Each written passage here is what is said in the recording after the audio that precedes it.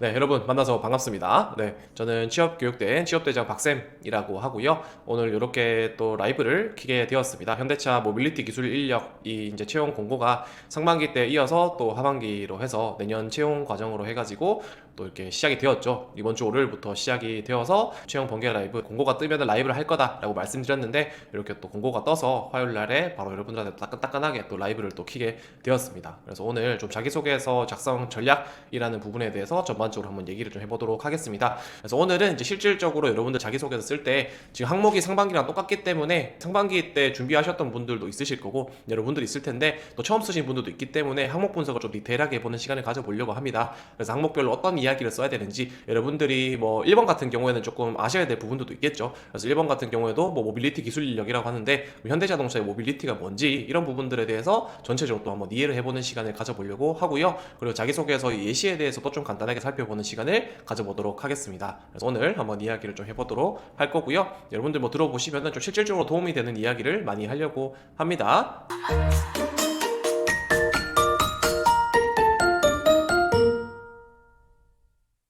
첫 번째로 여러분들한테 좀 강조해 드릴 부분들 같은 경우에는 일단은 자기소개서를 쓰는 부분들에 있어서 여러분들이 반드시 주의하셔야 될 사항에 대해서 몇 가지 한번 좀 설명을 드리려고 합니다. 네, 자기소개서 이제 작성하실 때 여러분들이 어떤 부분들이 중요한지 기본적으로 좀 이해를 하신 상황에서 자기소개서를 작성하시는 부분들이 중요하다라는 거예요. 자소서는 무작정 쓰는 게 아니라 여러분들이 어떤 것들이 중요한지에 대해서 좀 방향성을 명확하게 좀 이해하신 상황에서 여러분들이 좀 준비를 하시는 게 중요하다고 말씀드릴 수 있을 것 같아요. 그래서 그런 측면에 있어서 주의사항을 몇 가지 제가 좀 강조를 해드리려고 합니다. 자, 첫 번째 같은 경우에는 상반기 자기소개서를 그대로 복붙해도 될까에 대한 부분입니다. 자, 이 부분 같은 경우에는 사실 정해진 정답은 없는 부분이기는 하지만 여기에 있어서 제가 좀 강조드리고 싶은 부분들 같은 경우에는 그대로 복붙해서 내지 마시라고 말씀을 드릴 수가 있겠습니다. 그래서 실제로 이게 채용 과정에서 어떤 알고리즘에 의해서 여러분들의 서류가 평가된다라는 부분들 같은 경우에는 제가 뭐 엄청 디테일하게 밝힐 수는 없지만 실제로 채용 과정에 있어서 이전에 썼던 자기소개서를 그대로 제출하는 부분들에 있어서 어느 정도의 평가단에 있어서 작용되는 부분들이 존재합니다.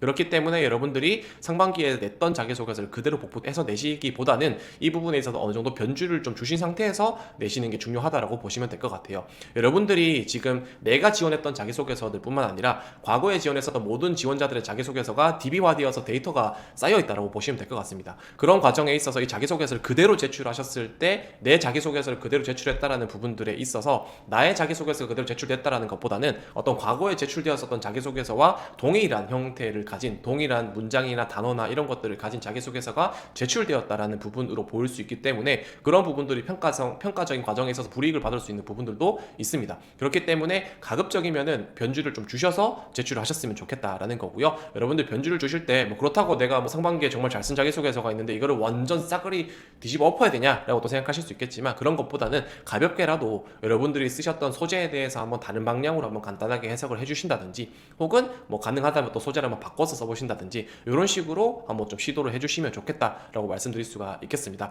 가급적이면은 상반기에 썼던 자기소개서를 그대로 복붙해서 내지 말자라는 부분으로 좀 이해해 주시면 좋을 것 같습니다. 그리고 뭐 다른 기업에 썼던 자기소개서를 복붙하는 것도 마찬가지죠. 반드시 이 기업에 맞추어서 변형을 해주셔야 된다라고 말씀드릴 수가 있을 것 같습니다. 자, 그 다음으로 이제 두 번째 중요한 부분들 같은 경우에는 여러분들이 반드시 질문에 대한 분석부터 시작해야 된다라는 겁니다. 생각보다 자기소개서를 쓰실 때 이 어떤 자기소개서에 존재하는 이 문항이라는 부분들을 제대로 보지 않고 무작정 글부터 쓰시는 분들이 있어요. 한번 쓱 보고 거기에 대해서 분석을 하지 않고 자기소개서를 쓰시는 분들이 있는데 기본적으로 자기소개서 같은 경우에는 각각의 평가라는 측면들이 작용합니다. 제가 항상 강조하는 부분들 같은 경우에는 자기소개서는 평가다라는 부분들을 항상 강조하는데 그런 측면에 있어서 이번에 현대자동차에서 나온 자기소개서 항목이 어떤 평가적인 기준을 가지고 있는지에 대해서 여러분들이 좀 이해를 하고 분석을 한 상황에서 여러분들 접근을 하셔야 된다는 거고 그렇게 접근을 하셨을 때 내가 찾아낼 수 있는 소재에 대한 방향성도 굉장히 많이 달라진다라는 겁니다. 그렇기 때문에 소재 이제 질문에 대해서 명확하게 좀 이해를 한 상황에서 자기소개서를 작성을 하셔야 된다라고 말씀드리고 싶고요. 그래서 그렇게 좀 정리를 하시면 좋을 것 같고 그 다음에 이제 세 번째 같은 경우에는 저희가 이제 8대학 금지라고 얘기를 하고 있죠. 이거는 저희가 자기소개서 쓸 때마다 항상 강조드리는 부분인데 8대학 같은 경우에는 저희가 이 취업교육대 그리고 팀 커리어 그룹에서 항상 자기소개서에 절대 쓰면 안 되는 표현이다라고 이야기를 합니다. 도전, 열정, 소통, 꼼꼼, 적극, 배려, 노력, 경청 이런 18가지 단어들 여러분들이 자기소개서에 절대로 쓰시면 안 된다라고 말씀을 해드려요. 물론 뭐 이런 단어들 자체가 굉장히 좋죠. 그 의미 자체는 너무 좋습니다. 하지만 이런 단어들을 반복적으로 사용한다는 것 자체에 있어서 이 자기소개서라는 부분들 자체가 직무 역량적인 부분들을 강조를 해야 되는데 직무 역량적인 부분들을 전혀 강조해주지 못하고 있는 단어들이고 이런 단어들이 인성적인 단어다라고 말씀드릴 수가 있겠습니다. 그렇기 때문에 이런 단어들보다는 내가 직무적인 역량을 강조해줄 수 있는 그런 단어를 사용해 주시는 게 좋다라는 거고요. 뭐 저런 단어들이 이렇게 뭐 문장의 중간중간이나 한두 번쯤은 들어갈 수 있겠지만 저런 단어들을 주 단어 이제 핵심 이 자기소개서의 주제가 되는 단어로서는 사용하시지 말라라는 부분으로 좀 말씀드릴 수가 있겠습니다. 그래서 이런 단어들이 자기소개서를 굉장히 추상적으로 만드는 부분들이 있기 때문에 자기소개서에 내가 가지고 있는 행동이나 나의 어떤 판단이나 생각이나 이런 나의 대처나 이런 부분들을 구체적으로 보여줘야 한다는 부분에 있어서는 이러한 팔대학을 사용하는 부분들을 좀 지양하셔야 된다라고 좀 강력하게 말씀드릴 수가 있을 것 같습니다. 그래서 저는 컨설팅을 하면서도 항상 이렇게 조금 자기소개서 쓸 때는 이런 팔대학을 좀 웬만하면 최대한 안 쓰려고 의식적으로 애를 쓰는 편입니다. 그래서 여러분들 자기소개서 쓰는 게 너무 힘들어요, 어려워요 이런 분들이 계시고 또 그런 과정에서 컨설팅을 신청해 주시는 분들이 있는데 그런 컨설팅 신청하시는 분들도 그렇겠지만 여러분들이 의식적으로 이 팔대학을 안 쓰려고 노력하고 애를 쓰시면은 자기소개서의 퀄리티가 굉장히 많이 올라갑니다. 그래서 이런 부분들을 좀 노력을 해주시면 좋겠다라고 말씀드릴 수가 있겠습니다. 자, 그리고 나서 다음 네 번째 같은 경우에는 이제 첨삭을 받으시는 분들이 많이 있으신 것 같아요. 연락을 주시는 분들이 많이 있으신데 뭐 다른 업체에서 또 첨삭이나 이런 컨설팅을 받고 계시는 분들도 계실 거고 이미 저한테 뭐 처음부터 신청하신 분들도 계시고 조금 시간 지나면 어떤 문제가 생기냐면 첨삭해서 컨설팅을 받았는데 결과물이 마음에 안 들어요. 어떻게 할까요, 선생님이라고 연락 오시는 분들도 되게 많습니다. 근데 그랬을 때 제가 결과물 한번 보여주시겠어요? 라고 자기소개서를 받아보면은 가장 큰 문제 중에 하나가 글짓기를 하는 컨설팅을 하시는 분들이 좀 되게 많더라고요. 그리고 단순하게 경험 정리나 글짓기로서 자기소개서를 첨삭하고 컨설팅하는 분들이 되게 많습니다. 근데 이런 부분들 같은 경우가 대표적인 예시들이 자기소개서를 썼을 때 보면은 뭐 첫 문장이 이런 경험이 있습니다라는 식으로 시작을 한다든지 단순하게 경험을 나열하고 정리하는 부분으로만 제시를 하는 경우들이 있어요. 그렇다 보니까 이런 부분들을 통해서 인사 담당자의 입장에서나 추후에 면접관 입장에서 봤을 때 도대체 어떤 부분들을 강조해주고 싶은 건지 어떤 부분들을 평가를 해야 될지에 대한 부분들이 전혀 감이 잡히지 않는 부분들이 있습니다.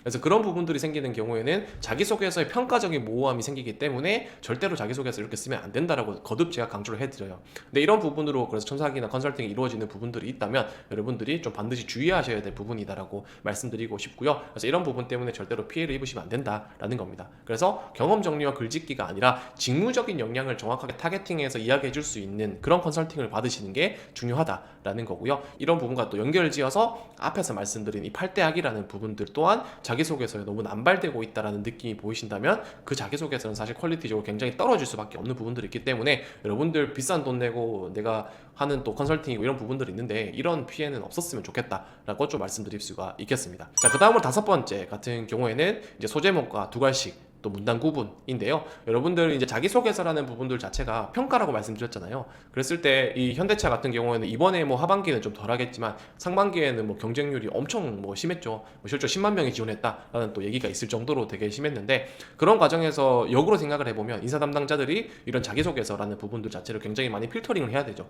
그런 과정에 있어서 자기소개서를 평가하는데 걸리는 시간이 굉장히 짧을 수밖에 없다라는 부분이 있는 거고 그런 측면에서 여러분들이 효율적으로 평가할 수 있는 관점들을 넣어주는 게 필요하다라는 거예요. 그런 부분에서 첫 번째가 소제목이라는 부분들을 통해서 내가 어떤 이야기를 하고자 하는지 좀 포괄해 줄 수 있는 이야기들을 해주고 두 번째는 이제 두괄식이라는 부분들을 좀 얘기를 해줌으로써 내가 이야기하고자 하는 부분들을 한 문장으로 좀 표현을 해줌으로써 평가적으로 효율성을 갖춰주는 게 필요하다라는 거. 그리고 이제 세 번째 같은 경우가 문단 구분이라는 것들을 통해서 우리가 자기소개서에서 중요해지고 있는 어떤 이런 가독성이라는 부분들이 있는데 그런 가독성이라는 부분들을 좀 충족시켜 줄 수 있는 게 굉장히 중요한 부분이다라고 말씀드릴 수가 있겠습니다. 그래서 그런 부분으로서 여러분들이 이제 좀 작용을 함으로써 이런 것들을 반영시킴으로써 평가적으로 좀 효율적으로 자기소개서를 좀 작성하시는 부분들이 필요한 부분이다라고 말씀드릴 수가 있을 것 같아요. 그래서 여러분들 자기소개서 쓰실 때 제가 이렇게 5가지에 대해서 기준으로 자기소개서를 어떤 식으로 써야 되냐라는 부분들을 주의사항을 좀 말씀을 드렸습니다. 그래서 이것들을 기준으로 해서 여러분들 자기소개서 쓸 때 꼭 명확하게 방향성을 잡고 이해한 상황에서 좀 작성을 해보셨으면 좋겠다라고 말씀드릴 수가 있겠습니다. 그래서 이런 부분들 꼭 한번 참고를 해보시고요.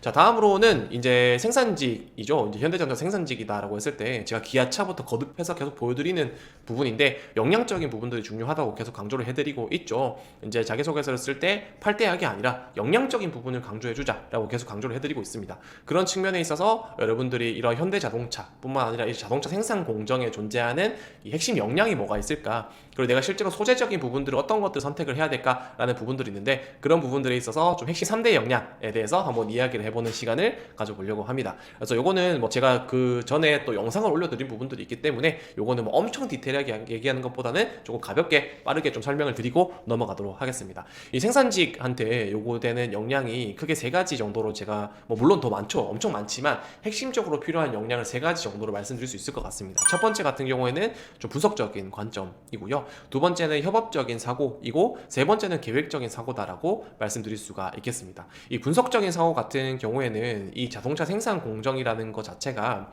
여기에서 제일 중요한 성과 지표가 2가지가 있습니다. 여러분들, 생산성과 품질 수준이 이 생산 현장에서 굉장히 중요한 성과 지표예요, 실제로. 그래서 생산성이 얼마나 있냐, 어떤 생산 과정에서의 로스가 발생하지 않음으로써 이런 생산성이 얼마나 채워지고 있냐, 목표치만큼 채워지고 있냐, 그리고 그런 과정에 있어서 어떤 품질 수준이 제대로 유지가 되고 있냐, 그런 부분에서 품질 불량이 생기지 않음으로써 이런 문제가 생기지 않냐라는 부분들을 이제 핵심적인 성과 지표로 삼고 있습니다.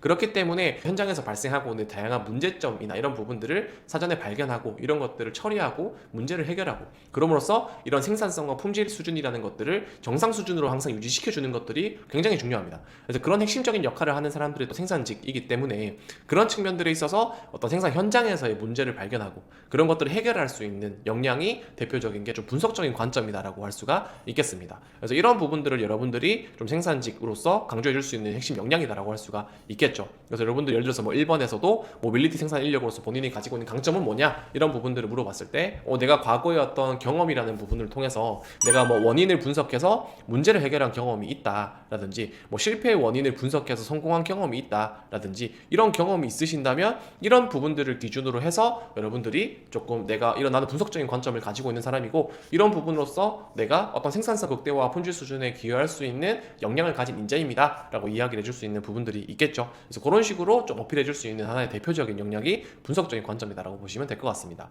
그 다음 두 번째 같은 경우에는 협업적인 사고인데요, 이 자동차 생산 라인이라는 것 자체가 나 혼자서 하는 일이라기보다는 내가 소속되어 있는 이 라인이라는 부분들 있죠, 이 라인이라는 부분에 있어서 내 동료들과 또 이렇게 협업을 해서 같이 진행되는 부분이기도 하고, 그리고 내 전 공정 그리고 내 후 공정 사람들과도 기본적으로 협업이 전제가 되어 있는 작업이 자동차 생산 공정이다라고 보시면 될 것 같습니다. 그래서 이런 부분들에 있어서 여러분들이 차량 생산의 전체 라인을 좀 이해하고, 실제로 생산 라인에서 문제가 생겼을 때에도 이게 내 실수이기도 하지만 내 실수와 동료의 실수도 같고 그게 어떤 조직의 문제다라는 것도 좀 인식할 수 있는 그런 협업적인 사고가 필요하다라고 할 수가 있겠죠. 그래서 단순하게 우리가 뭐 협업이다라고 하면은 뭐 이 사람과 나하고 같이 일하는 게 협업이지 이렇게 생각할 수도 있겠지만, 협업이라는 부분들을 조금 더 의미를 디테일하게 해석해 볼 수 있는 부분들도 중요하다라고 할 수가 있겠죠. 그래서 여기 보시면 협업을 통해서 조직의 성과를 달성했었던 경험이라든지, 그렇죠? 이런 부분들을 통해서도 그렇고, 뭐 상대방을 설득했었던 뭐 갈등 해결 경험 이런 거라든지,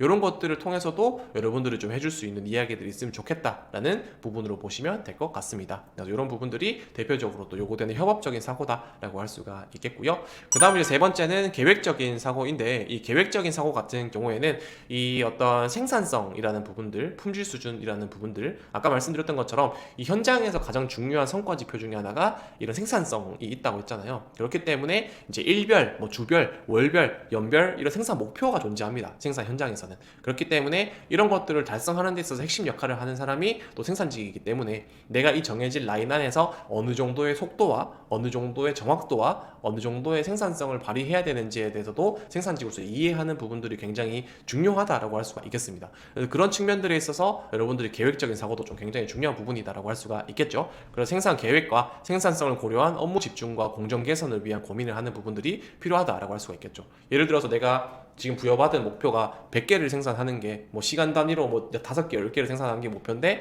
지금 이거를 세부적으로 계산을 해보니까 9개밖에 생산을 못할 것 같네. 그럼 이런 부분들을 위해서 이 계획에 맞추어서 움직이기 위해서 어떤 부분들을 내가 개선시켜야 될까에 대한 부분들을 주도적으로 생각하시는 어떤 역량들이 필요한 부분이다라고 할 수가 있겠습니다. 그래서 이런 세 가지 역량들을 기준으로 좀 생각해 보시면 될 것 같고요. 그래서 계획적인 사고 같은 경우도 뭐 계획에 기반해서 목표나 성과 이런 것들 달성했던 경험이라든지 뭐 공정의 구성 요소들을 분석할 수 있는 전문성이라든지 이런 부분들을 기준으로도 좀 경험을 탐색해서 이야기를 해줄 수 있다라고 보시면 될 것 같습니다. 그래서 역량적인 부분들을 이런 것들을 한번 찾아보시면서 좀 여러분들 자기소개서를 쓰시면 좋겠다고 말씀드리고 싶어요. 뭐 내가 자기소개서 쓸 때 뭐 도전, 열정 이런 것도 좋지만 그런 것보다는 이런 역량적인 부분들을 좀 명확하게 얘기를 해주시면 좋을 것 같다라고 말씀드리고 싶습니다.